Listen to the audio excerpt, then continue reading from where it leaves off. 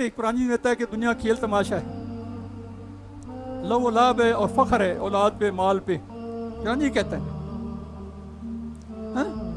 वो मानते हैं जैसे बच्चे खेल में शुरू चले जाते हैं, छोटे बच्चे खेलते हैं ना, खेल कूद में चले जाते हैं, ये खेल है कूद है तमाशा, ये दुनिया ये कह रहा है ना।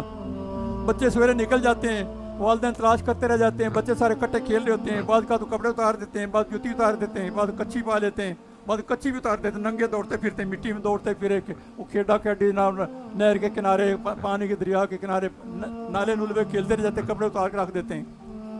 वो पीछे बच्चा कैसे खेलता रह गया, सारे बच्चे इकट्ठे खेलते रह गए। बड़ी हकीकत की बयान है समझने वालों के लिए, ये आम बात नहीं है।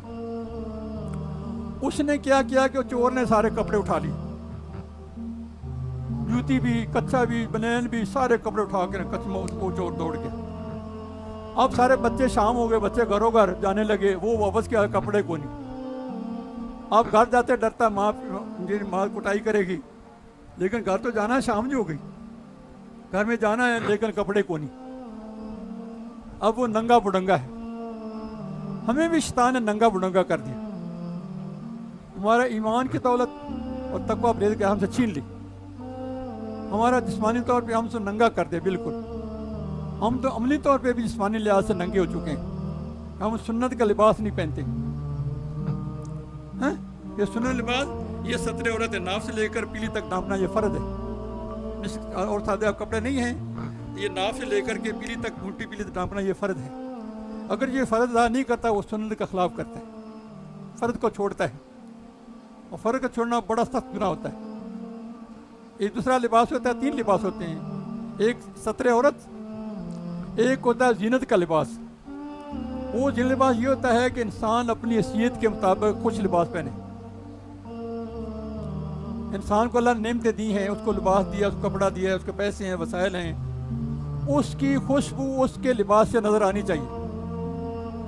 यानी ये नहीं को है खुशहाल से तंग दस्तों वाली, पैसे के होने के बावजूद गरीब रहे, नेमतों के होने के बावजूद ये नेमतों की नाशुक्री करता रहे। अगर आपने अल्लाह नेमतें दी है तो उसके आपसे रहन सहन से, लिबास से, सवारी से, मकान से, रहन से, वो आपको खुशबू उसकी आनी चाहिए कि अल्लाह की नेमतों के इज़हार करे। नेमतों को छुपाना नहीं चाहिए, फ़ख्र भी नहीं करना चाहिए, गुरूर भी नहीं करना चाहिए। समझ आई बात की। तीसरा इंसान जो सबसे आला वो परहेज़गारी का लिबास है, तकवा परहेज़गारी का। वो हम पे लाज़म है, सूफी के लिए वो लाज़म है परहेज़गारी की ज़िंदगी गुजारे। हैं अल्लाह के यहाँ इज़्ज़त परहेज़गार मुत्की की है। अल्लाह इंसान की शक्ल को, लिबास को नहीं देखता, अल्लाह इंसान को दिल को देखता है, उसके अमाल को देखता है, और अमाल की पीछे जो नीयत होती है उसको देखता है। इसकी नीयत एक अमाल करने वाली कौन सी है। अगर आपकी नीयत सही है तो अमाल आपको निजात देगा, अगर नीयत सही नहीं तो ये जो बयान भी ये गिरफ्त में आ जाता है बंदा। अगर ये बयान भी करता है ना मिसाल के तौर पर, नीयत की सफाई नहीं है तो ये भी काबिल गिरफ्त हो जाता है। इसलिए ज़िंदगी को साफ़ सुथरा गुजारो, दोबारा मिलने वाली नहीं है। अब अपने माल के जवाब दे हैं, उसका पूछोगी। समझ आई बात की। अल्लाह